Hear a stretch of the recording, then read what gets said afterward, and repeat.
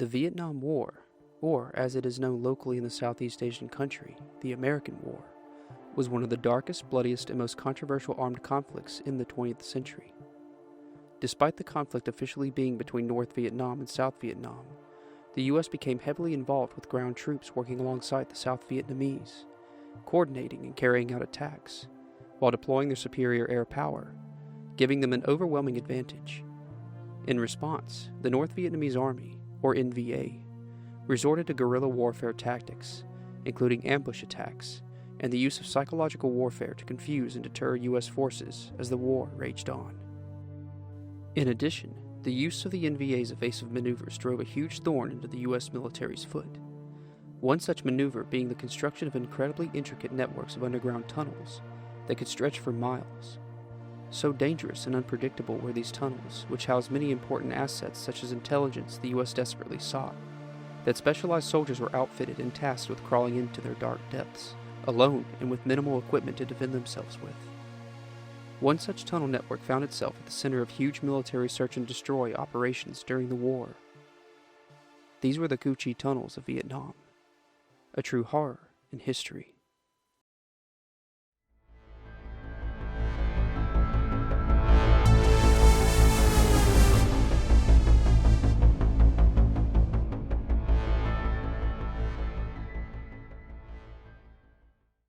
When an outfit of Allied soldiers spotted an opening to a suspected tunnel, referred to as a spider hole, a specialist was brought in to investigate. Dubbed tunnel rats by the contemporary press, these soldiers, typically around 5 feet 5 inches in stature and of European or Spanish descent, would gear up with a flashlight, a single sidearm, grenades, and just several rounds of ammunition before descending into the labyrinthian network of passages, each with only enough room to crawl on one's hands and knees. Once inside, each corner potentially concealed a deadly surprise meant to kill or maim intruders. Originally constructed in the late 1940s by the Viet Minh during a conflict with the French, the tunnels were dug out of mostly iron-rich soil and clay, ensuring that once dried, the tunnels would support themselves without any reinforcement. With the French superior firepower, the Viet Minh were able to ambush opposing forces and quickly retreat back into the well-hidden tunnels. By the 1960s, once U.S. forces arrived with even more advanced weaponry and equipment, the Viet Cong improved upon their predecessor's subterranean stronghold and made ready for the American invasion force. Gas was one tactic the U.S. could employ that spared a tunnel rat their uncertain fate deep underground. With aims of driving out any NVA soldiers stationed within, the efforts proved largely fruitless, as the tunnels were well ventilated in order for safe cooking. Some areas in the tunnel even large enough to house entire villages. In addition, water wells were dug underground for drinking, and some tunnels were rigged to flood should an intruding tunnel rat try to sneak in. Other means of maiming and killing were also rigged, including grenade traps and punji sticks, sharpened branches or bamboo concealed, usually in a hole, wherein unsuspecting victims would fall and be impaled. Other methods of flushing the enemy from the tunnels utilized by the U.S. included smoke, explosives, and napalm. The smoke having a double effect of revealing more tunnel entrances, the napalm burning the enemy out, and explosives effectively sealing off tunnel shafts, trapping the NVA inside, where they would often suffocate. But the tunnels contained vital ordnance such as weapon and ammo caches and intelligence reports, all of which the U.S. and others such as the Australian Army desired greatly. Australia formally joined the Vietnam War in 1965, with aims of strengthening their relationship with the U.S. and stopping communism in the lands of their Southeast Asian neighbors. And where the U.S. usually retrieved what intelligence they could from the tunnels before blowing them up or gassing them out, Australian forces were ordered to convey a full survey of the tunnels, creating detailed maps and installing their own communication lines within.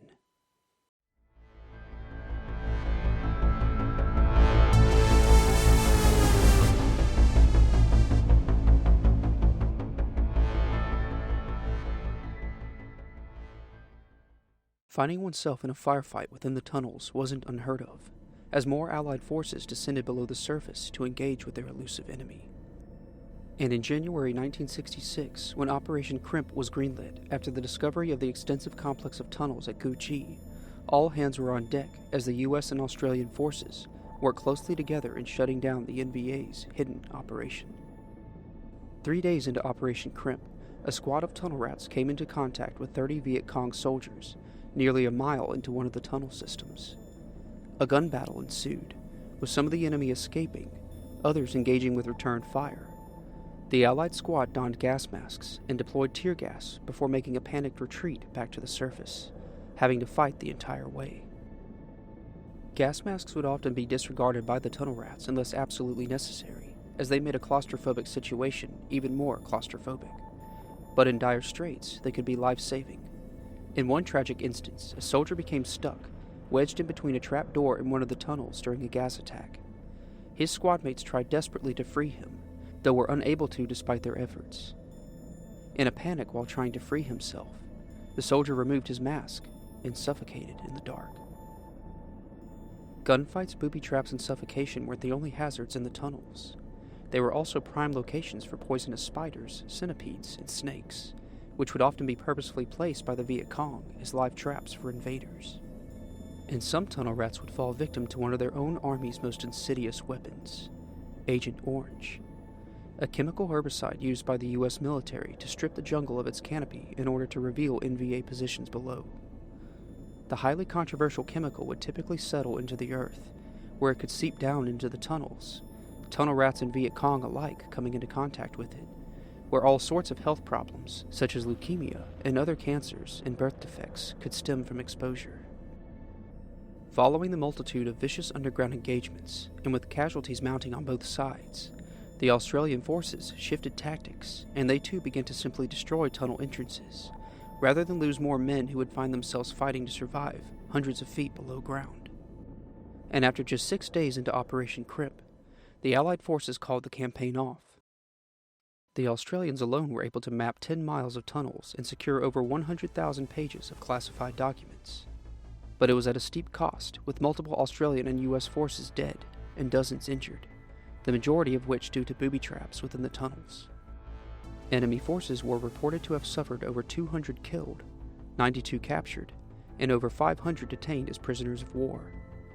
Many more North Vietnamese are thought to have died within the tunnels, unaccounted for. Despite the casualties and failure to destroy all of the tunnels, Allied leadership declared Operation Crimp a success. And while the operation did deal a heavy blow to the NVA, it is not looked back on as a complete victory. The US and its allies were not able to wage a conventional war with the NVA, something they were more ably equipped to do. While the NVA sustained many losses, they endured and continued to use the tunnels, even withstanding later bombardment by bunker-buster munitions dropped by American B-52s.